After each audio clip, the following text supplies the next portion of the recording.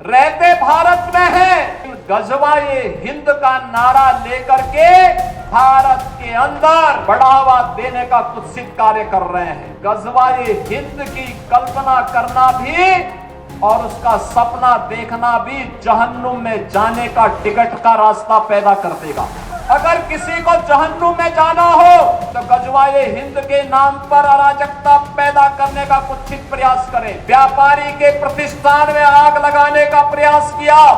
उत्साह और उमंग के उत्सव में कहीं पर अगर अराजकता पैदा करने का और उपद्रव पैदा करने का कुत्सित प्रयास किया तो मान करके चलिए ये रास्ता उनका सीधे नरक में जाने का होगा, सीधे नरक में। कुछ लोग रहते भारत में हैं, लेकिन गजवाए हिंद का नारा लेकर के भारत के अंदर राष्ट्र विरोधी गतिविधियों को बढ़ावा देने का कुत्सित कार्य कर रहे हैं। गजवाए हिंद हिंदुस्तान की धरती पर नहीं होगा। भारत की धरती ये भारत के देवीय महापुरुषों, अवतारी महापुरुषों, देश के लिए अपना बलिदान देने वाले महापुरुषों के आदर्शों से संचालित होगा। गजवाए हिंद की कल्पना करना भी और उसका सपना देखना भी जहन्नुम में जाने का टिकट का रास्ता पैदा कर देगा। अगर किसी को जहन्नुम में जाना हो तो गजवाए हिंद के नाम पर अराजकता पैदा करने का कुत्सित प्रयास करें।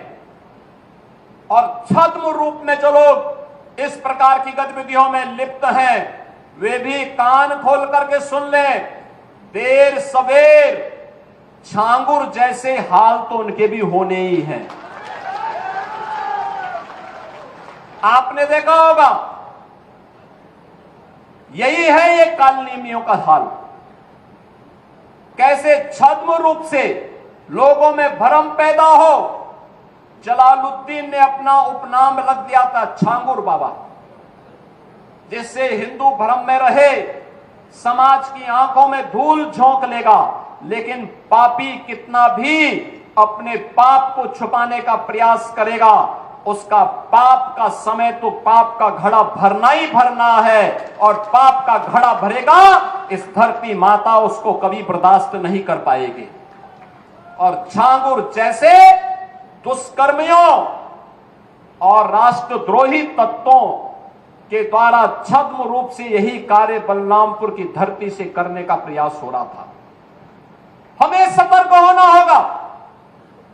जो लोग हिंदुस्तान की धरती पर रह करके भारत विरोधी गतिविधियों में लिप्त हैं, हिंदू विरोधी गतिविधियों में लिप्त हैं, हमें ऐसे कालनेमियों से सतर्क रहना होगा। उन्हें सख्ती से जवाब देना होगा। स्थानीय प्रशासन और पुलिस को इसके प्रति सजग करना होगा और समय समय पर इनकी गतिविधियों के बारे में शासन को अवगत कराना होगा, जिससे समय रहते इनकी नाजायज गतिविधियों पर सरकार पूरी तरह नकेल कस सके। एक तरफ विकास अनवरत आगे बढ़ रहा है और दूसरी तरफ विकास की प्रक्रिया में बाधक कुछ तत्व ऐसे भी हैं जिन्हें विकास अच्छा नहीं लगता है। जिन्हें विकास अच्छा नहीं लगता है वे कहीं न कहीं विकास में व्यवधान पैदा करते हैं। उत्सव के समय उपद्रव पैदा करना चाहते हैं। वे लोग अराजकता को अपना जन्मसिद्ध अधिकार समझते हैं और उन्हीं लोगों को चेतावनी देने की दृष्टि से आज मैं बलरामपुर में भी आया हूं। यही कहने के लिए आया हूं, यही कहने के लिए आया हूं। अगर विकास में बाधक बनोगे और विकास की योजनाओं को उपद्रव और अराजकता के माध्यम से बाधित करोगे तो ये मान करके चलिए कि ये विकास पहले उनके विनाश का कारण बन जाएगा। पर्व और त्योहारों के उत्सव और उमंग में अगर कहीं उपद्रव करने का कार्य किया तो ये उपद्रव की कीमत उनको वो चुकानी पड़ेगी कि आने वाली पीढ़ियां उनकी याद करेंगी कि कैसे होता है, क्या कीमत चुकानी होगी। बहनों और भाइयों, जो लोग आज भी,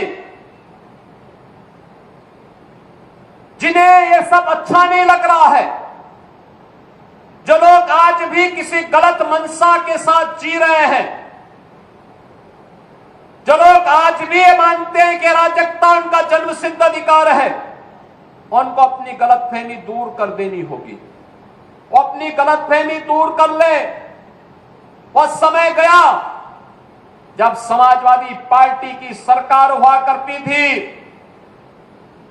कांग्रेस की सरकारें हुआ करती थी, ये लोग दंगा करवाते थे, आगजनी करवाते थे, बेटी की सुरक्षा में सेंध लगाते थे, व्यापारी के प्रतिष्ठानों पर आग लगाते थे और सरकार इनका आवभगत करती थी। वह समय अब चला गया है। अब ये डबल इंजन की सरकार है।